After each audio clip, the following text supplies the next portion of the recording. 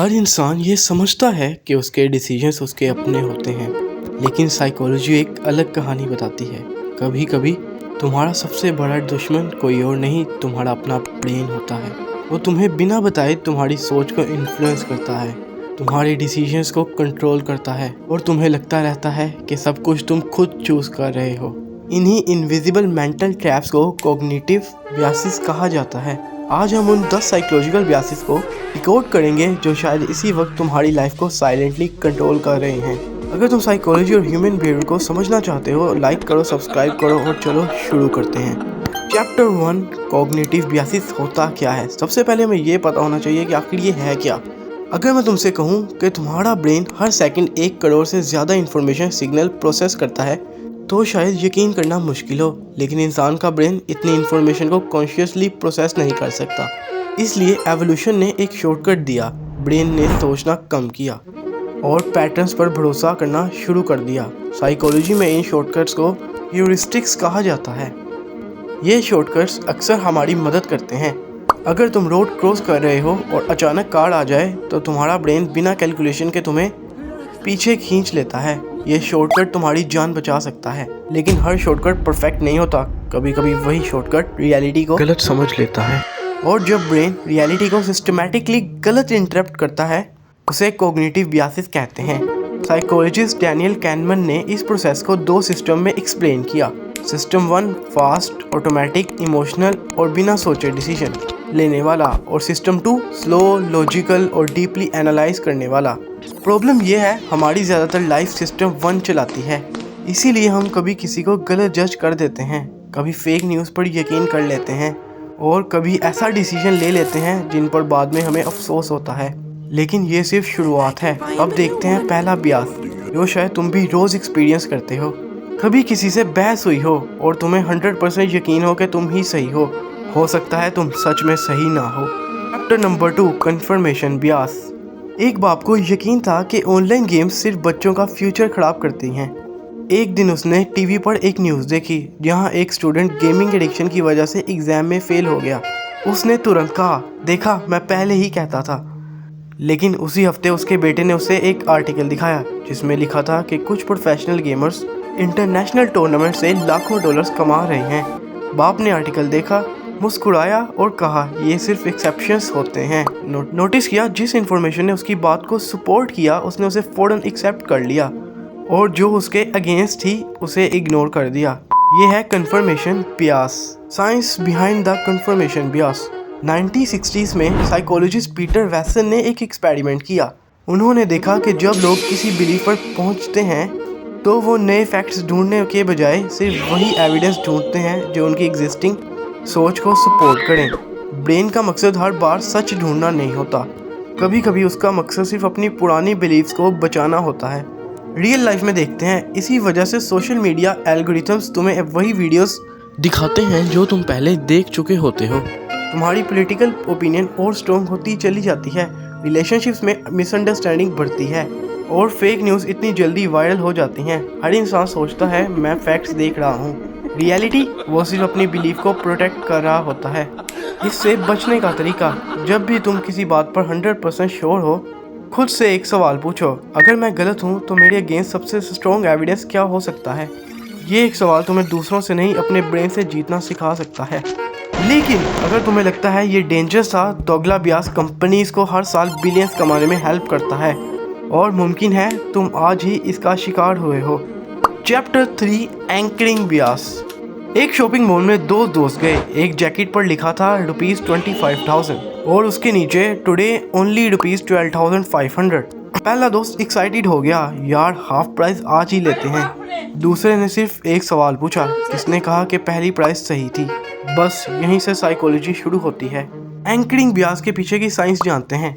1974 में psychologist Daniel कैनमन और एमा स्टुअर्स्की ने डिस्कवर किया कि पहली इन्फॉर्मेशन हमारे दिमाग में एक एंकर क्रिएट कर देती है। उसके बाद हम हर चीज़ को उसी एंकर के हिसाब से कंपेयर करते हैं, चाहे वो एंकर सही हो या गलत। Real life example, shopping sales, car prices, salary negotiations, house deals, restaurant menus. इसीलिए पहले हाई प्राइस दिखाई जाती है, फिर डिस्काउंट देखकर तुम्हें लगता है तुम पैसे बचा रहे हो, जबकि हो सकता है तुम अननेसेसरी खर्चा कर रहे हो। इससे बचने का तरीका, डिसीजंस लेने से पहले कभी भी सिर्फ पहली इन्फॉर्मेशन पर भरोसा मत करो। कम से कम 2 या 3 ऑप्शन कंपेयर करो, रिसर्च करो, फिर डिसाइड करो, क्योंकि पहला नंबर हमेशा सही नहीं होता। अब तक तुमने 2 ऐसे मेंटल ट्रैप्स देखे जो तुम्हारी सोच और तुम्हारी पैसे दोनों को इन्फ्लुएंस करते हैं। Number 4, framing effect. एक हॉस्पिटल में 2 पेशेंट्स बैठे थे, दोनों को एक ही सर्जरी करवानी थी। पहले पेशेंट से डॉक्टर ने कहा, इस सर्जरी के बाद 90% पेशेंट बिल्कुल ठीक हो जाते हैं। वो मुस्कुराया और फौरन ऑपरेशन के लिए तैयार हो गया। दूसरे पेशेंट को दूसरे डॉक्टर ने कहा, इस सर्जरी में 10% पेशेंट बच नहीं पाते। उसने ऑपरेशन ही पोस्टपोन करा दिया। हैरानी की बात यह है कि डॉक्टर ने सिर्फ एक ही फैक्ट दोनों को बताया था, सिर्फ अल्फाज बदल गए थे और उन अल्फाज ने डिसीजन भी बदल दिया। इसको साइकोलॉजी में फ्रेमिंग इफेक्ट कहा जाता है। Science behind framing effect. 1979 में डैनियल कैनमन और एमएस ट्वेर्स्की ने प्रोस्पेक्ट थ्योरी पेश की। रिसर्च ने दिखाया कि लोग इन्फॉर्मेशन को उसके एक्चुअल मीनिंग से ज्यादा उसके प्रेजेंटेशन के तरीके के हिसाब से जज करते हैं। पॉजिटिव वर्डिंग और नेगेटिव वर्डिंग दोनों सेम फैक्ट के बावजूद अलग डिसीजंस पैदा कर सकती हैं इन रियल लाइफ। इसीलिए न्यूज़ चैनल्स हेडलाइंस केयरफुली लिखते हैं। एडवर्टाइजमेंट्स 95% फैट फ्री लिखती हैं, ना कि 5% फैट फ्री। पॉलिटिशियंस स्पीचेस में स्पेसिफिक वर्ड चूज करते हैं। वर्ड सिर्फ इंफॉर्मेशन नहीं देते, वो इमोशंस भी क्रिएट करते हैं और इमोशंस डिसीजन को इन्फ्लुएंस करते हैं। इससे हमें ये लेसन मिलता है, जब भी कोई इन्फॉर्मेशन सुने सिर्फ ये मत देखें क्या बोला जा रहा है, ये भी देखें कैसे बोला जा रहा है। लेकिन कभी कभी वर्ड्स की ज़रूरत ही नहीं पड़ती, सिर्फ एक मुस्कुराहट या एक अच्छा चेहरा तुम्हारे ब्रेन को धोखा देने के लिए काफ़ी होता है।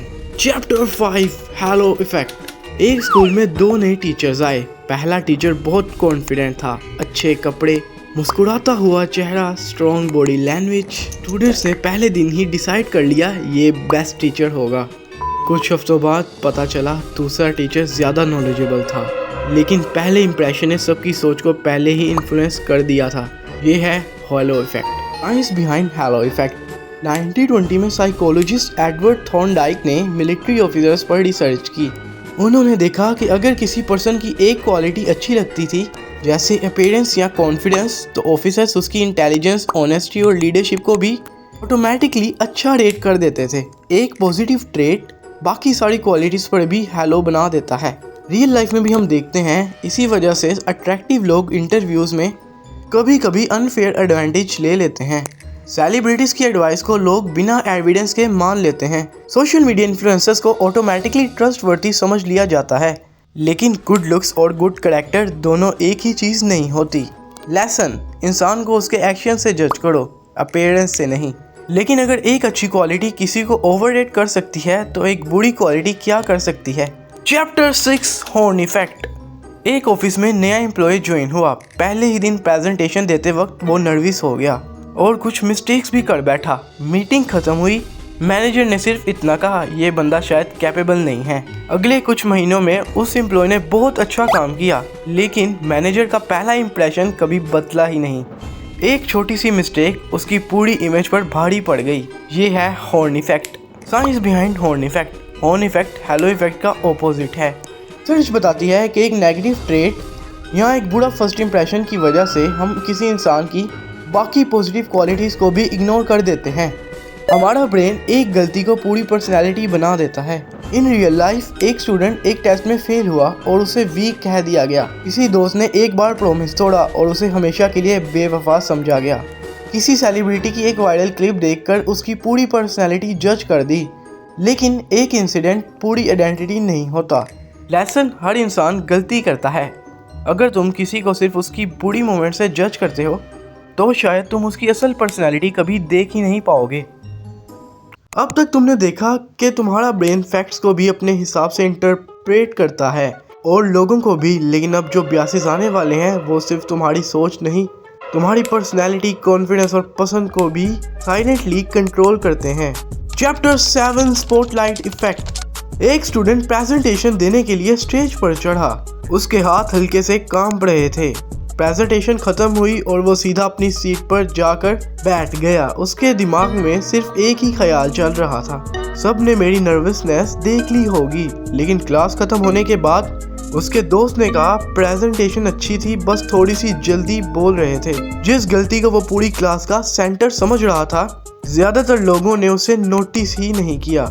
ये है spotlight effect. Science behind spotlight effect. Psychologist Thomas Gilovich, Victoria Medvec और केनेथ सेविट्स्की ने रिसर्च में पाया कि लोग अपनी अपीयरेंस और मिस्टेक्स को दूसरों की नज़रों में बहुत ज़्यादा इंपॉर्टेंस समझते हैं, लेकिन रियलिटी बिल्कुल डिफरेंट है। हर इंसान अपनी ही प्रॉब्लम्स में इतना बिजी होता है कि वो तुम्हारी हर छोटी चीज़ को नोटिस नहीं करता। रियल लाइफ में हम देखते हैं शर्ट पर छोटा सा स्टेन, पब्लिक स्पीकिंग में एक लफ्ज़ भूल जाना या इंस्टाग्राम पोस्ट के लाइक्स बार बार चेक करना।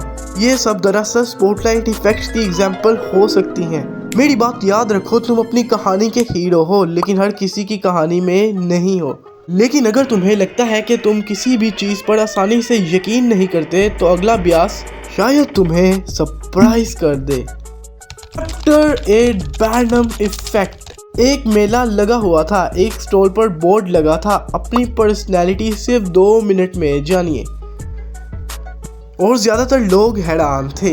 ये रिपोर्ट तो बिल्कुल मेरी लाइफ डिस्क्राइब कर रही है। बाद में पता चला सबको एक ही रिपोर्ट दी गई थी। ये सिर्फ कहानी नहीं, साइकोलॉजी की मशहूर रिसर्च से मिलता जुलता कॉन्सेप्ट है।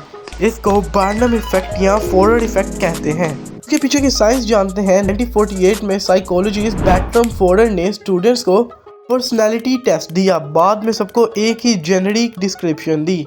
फिर उसने पूछा कि रिपोर्ट कितनी एक्यूरेट है। अक्सर स्टूडेंट्स ने उसे बताया कि रिपोर्ट तो बिल्कुल एक्यूरेट है। क्योंकि स्टेटमेंट इतनी जनरल थी कि लगभग हर इंसान पर फिट बैठती थी। रियल लाइफ कुछ astrology readings, generic personality quizzes, Fortune telling, वैग मोटिवेशनल स्टेटमेंट्स, ये सभी दरअसल इसकी एग्जाम्पल्स हैं। इसका मतलब है हर इम्प्रेसिव स्टेटमेंट पर्सनल नहीं होती। कभी कभी वो सिर्फ इतनी जनरल होती है कि हर कोई उसमें खुद को देख लेता है। अब बचा है वो अभ्यास जो सोशल मीडिया से लेकर ऑफिस तक हर जगह नजर आता है। Chapter 9 Dunning Kruger effect. एक नया इन्वेस्टर डुओ मोटिवेशनल वीडियोस देखता है, 3 आर्टिकल्स पढ़ता है और अगले दिन लोगों को इन्वेस्टमेंट एडवाइस देना शुरू कर देता है। दूसरी तरफ एक एक्सपीरियंस्ड इन्वेस्टर कहता है मार्केट को प्रिडिक्ट करना इतना आसान नहीं। अजीब बात है ना, जिसे काम ज़्यादा पता होता है वो ज़्यादा कॉन्फिडेंट होता है, और जिसे ज़्यादा से भी ज़्यादा पता होता है वो अपनी लिमिट्स को भी समझता है। इसको कहते हैं ड्यूनिंग क्रूगर इफेक्ट। 1999 में साइकोलॉजिस्ट डेविड ड्यूनिंग और जस्टिन क्रूगर ने रिसर्च में पाया कि लो स्किल्ड लोग अक्सर अपनी एबिलिटीज़ को ओवर एस्टिमेट करते हैं, क्योंकि उनके पास अपनी मिस्टेक्स को पहचानने के लिए भी रिक्वायर्ड नॉलेज होती ही नहीं। रियल लाइफ में हम देखते हैं social media experts, fake financial gurus, बिना ट्रेनिंग के हेल्थ एडवाइस देने वाले लोग और हर टॉपिक पर ओपिनियन देने वाले लोग दरअसल इस इफेक्ट का शिकार होते हैं। इससे हमें ये पता चलता है इंसान जितना सीखता है उतना ही उसे पता होता है कि उसके वो बहुत कुछ सीखना है। रियल कॉन्फिडेंस लर्निंग से आता है, बातें करने से नहीं आता। और अब आखिरी अभ्यास जो कंपनीज हर रोज तुम्हारे खिलाफ यूज करती हैं। Chapter 10 mayor exposure effect. एक गाना पहली बार सुनकर तुम्हें एवरेज लगा, एक हफ्ते बाद वही गाना तुम बार बार सुन रहे हो। एक ब्रांड का लोगो तुम रोज देखते हो और शॉपिंग के वक्त बिना सोचे वही ब्रांड चूज कर लेते हो। ये कोइंसिडेंस नहीं, ये है mayor exposure effect. Science behind mayor exposure effect. 1968 में साइकोलॉजिस्ट रॉबर्ट ज़ोजैक ने रिसर्च में देखा कि किसी चीज़ को जितने बार हम देखते हैं उतना ही वो हमें फेमिलियर लगती है, और ब्रेन फेमिलियर चीज़ों को नेचुरली ज़्यादा पसंद करता है। रियल लाइफ में हम देखते हैं TV commercials, YouTube ads, Instagram reels के ट्रेंडिंग सॉन्ग्स, पॉलिटिकल कैंपेन्स और ब्रांड लोगोस। कंपनीज जानती हैं अगर वो बार बार तुम्हारे सामने आएंगी तो तुम उन्हें ट्रस्ट करने ही लगोगे। अगली बार जब तुम किसी चीज़ को पसंद करो, खुद से पूछो क्या मुझे ये वाकई पसंद है या सिर्फ इसलिए क्योंकि मैं इससे बहुत एक्सपोज हुआ हूँ या इसे बहुत बार देखा है। अब हमने 10 कॉग्निटिव बायसेस को अच्छे से पढ़ लिया है, और शायद एक बात तुमने नोटिस की होगी, हमारा ब्रेन झूठ नहीं बोलता, लेकिन वो हमेशा पूरी सच्चाई भी नहीं दिखाता, वो शॉर्टकट्स बनाता है। पैटर्न्स ढूंढता है और कभी कभी रियलिटीज को इतना सिंप्लीफाई कर देता है कि तुम गलत डिसीजंस को भी सही समझने लगते हो। जिस दिन तुम अपने ब्रेन के इन शॉर्टकट्स को पहचान लोगे, उस दिन तुम सिर्फ बेहतर डिसीजंस ही नहीं ले पाओगे, बल्कि लोगों को, खुद को और इस दुनिया को भी एक नए नज़रिए से देखना शुरू कर दोगे। अब मेरी तरफ से तुम्हारे लिए एक चैलेंज, इन 10 कॉग्निटिव बियासेस में से कौन सा बियास तुमने अपनी लाइफ में सबसे ज़्यादा एक्सपीरियंस किया है और क्यों किया है? अपना जवाब कमेंट्स में ज़रूर लिखना, मैं तुम्हारे एक्सपीरियंस पढ़ना चाहता हूँ। और अगर आज की वीडियो ने तुम्हारी सोच के एंगल थोड़ा सा भी बदला है तो वीडियो को लाइक और चैनल को सब्सक्राइब करके बेल आइकन को दबा दो, क्योंकि हम आने वाली वीडियोस में ह्यूमन साइकोलॉजी और हिडन सीक्रेट्स को फुली एक्सपोज करेंगे। और मेरी बात हमेशा याद रखना, सबसे मुश्किल जंग दुनिया से नहीं, अपने ही दिमाग से होती है। मिलते हैं नेक्स्ट वीडियो में, तब तक के लिए पीस आउट।